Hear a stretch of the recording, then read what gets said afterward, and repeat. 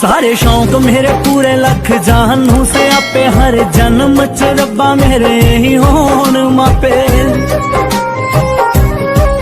हो सके आज दिन पुठे मोड़ दई हो सके आज दिन पुठे मोड़ दई जदों खांदे सीगे रोटी रब्बा इक्को थाली चों रब्बा उम्र वधा दे बेबे बापू दी आपा